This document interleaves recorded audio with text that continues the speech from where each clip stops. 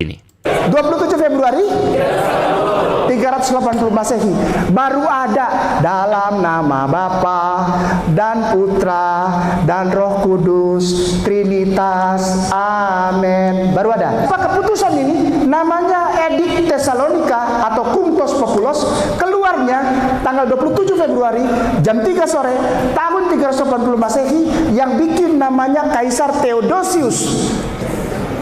Yesus itu tahun berapa diangkat oleh Allah ke langit? Tahun 33 Masehi. Bedanya 380 tahun. Yesus tidak tahu urusan apa-apa. Hei, 380 Masehi, mamen. Oleh sebab itu Al-Quran tepat sekali mencatat. Ketika Allah bertanya, Isa, apakah engkau mengajarkan kepada umatmu untuk menjadikan engkau dan ibumu sebagai Tuhan? Isa menjawab, ya Allah, mana mungkin aku mengatakan hal sedemikian? Dia nggak tahu apa-apa, orang timbulnya 380 Masehi, 381 tahun setelah beliau naik ke atas. Terus sekarang kalau Kainama ngomong kristologi disalahkan, gimana kawan? Ya, kekristenan baru ada 380 tahun. Kekristenan baru ada 380 tahun. Ini aja teman-teman subscriber saya yakin pinter-pinter. Anda sudah tahu sebenarnya, menjawab langsung omongan dia. Kekristenan baru ada 380 tahun. Jawabnya gimana teman-teman? Jelas-jelas bahwa di dalam Alkitab, di Antioquia lah, murid-murid disebut sebagai orang-orang Kristen. Karena kata Kristen adalah hinaan terhadap mereka yang mengikut Yesus. Ini orang yang katanya mantan pendeta, yang katanya singa panggung, ngelantur tiba-tiba muncul dengan perkataan 380 Masehi baru muncul agama Kristen. Ngawur parah. Parahnya hancur berantakan ya. Nah jadi teman-teman gini lah, saya ngomong atau kita breakdown ya, kita iris habis ini.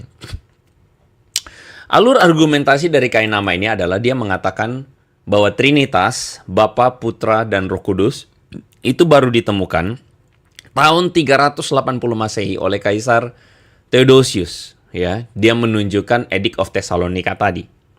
Lalu kemudian argumentasinya adalah Yesus udah diangkat tahun 33 Masehi, maka benarlah kata Quran. Jadi Kainama kemudian memasukkan Al-Maidah 116, surah kelima. Allah berfirman, wahai Isa putra Maryam, engkaukah yang mengatakan pada orang-orang, jadikanlah aku dan ibuku sebagai dua Tuhan selain Allah? Begitu. Lalu Isa menjawab, maha suci engkau, tidak patut bagiku mengatakan apa yang bukan hakku. Nah, kemudian Kainama memberikan sebuah kesimpulan. Kesimpulannya adalah Kristen itu agama buatan karena yang pertama, konsep Trinitas itu baru ditemukan tahun 380 Masehi oleh Kaisar Theodosius.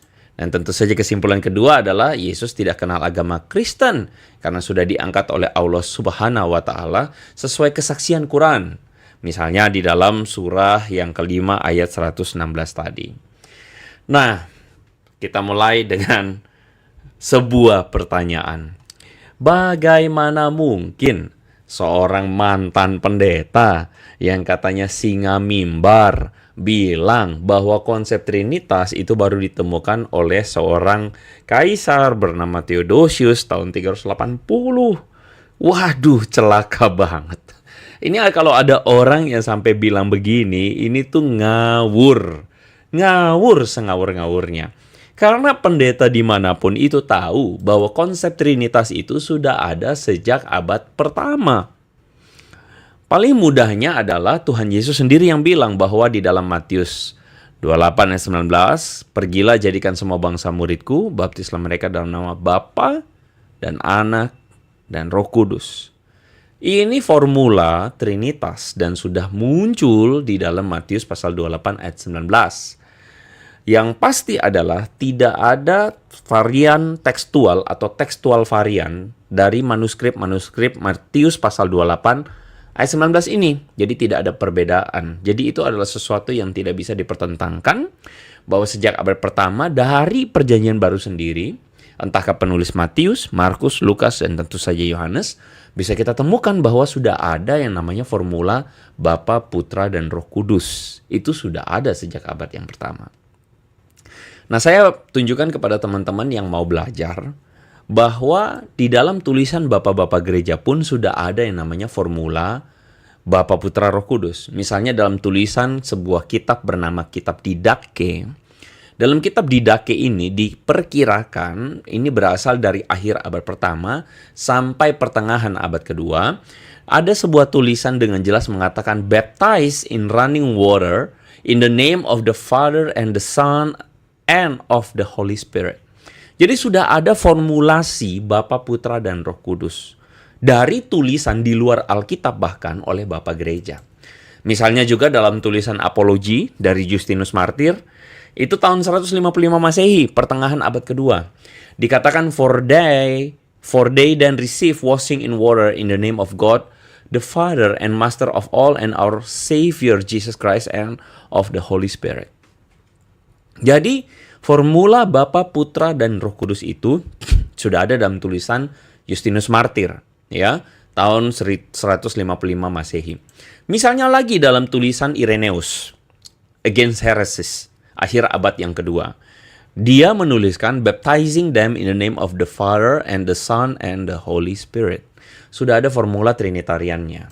Dan juga dalam tulisan Hippolytus, itu awal abad ketiga, menuliskan, do you believe in God the Father Almighty? Do you believe in Christ Jesus, the Son of God, who was born of the Holy Spirit?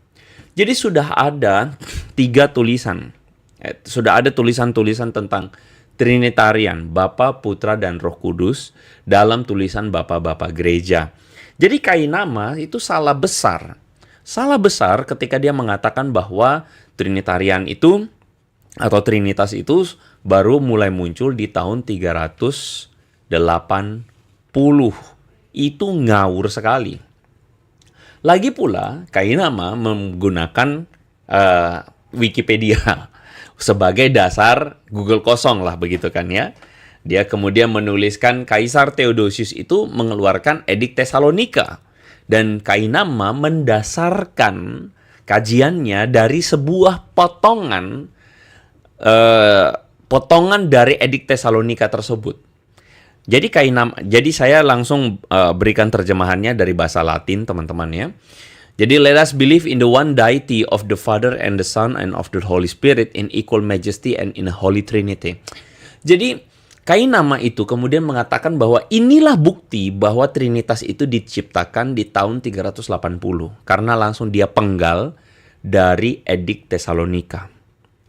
Yang dia lupakan adalah atau yang menurut saya para santri gontor itu abaikan adalah masalahnya kata-kata yang ditulis oleh Theodosius sebelum ini adalah as it has been preserved, sebagaimana telah di-preserve atau dipelihara, dijaga tradisinya by faithful tradition oleh tradisi yang setia yang and which is now professed, yang juga telah dikatakan oleh pontif dari Damaskus dan juga dari Peter, dari Bishop Alexandria, a man of apostolic holiness, according to the apostolic teaching, sesuai dengan pengajaran apostolik dan doktrin dari Injil, marilah kita percaya pada Bapa, Putra, dan Roh Kudus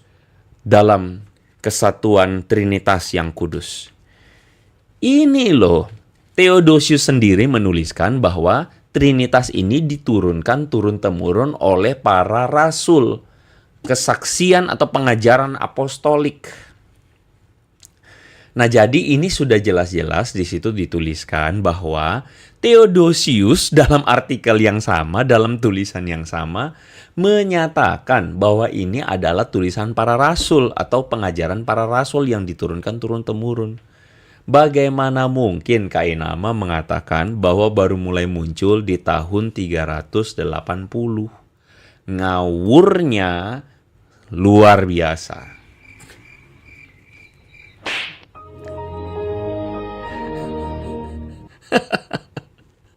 Jadi mereka ini seperti orang-orang yang bermimpi, yang kurang literasi, yang kemudian merasa terhibur dininabobokan oleh perkataan Kainama yang mengatakan baru mulai muncul tahun 380. Padahal faktanya formula Trinitas itu sudah ada sejak abad pertama. Makanya saran saya adalah belajar. Belajarlah dengan baik supaya jangan dibodohi, disihir oleh kainama. Yang lucu buat saya adalah channel-channel seperti Ayah Sofia, apalagi itu Ipung Atria, itu doyan sekali sama Jim, siapa tuh si Aristo itu.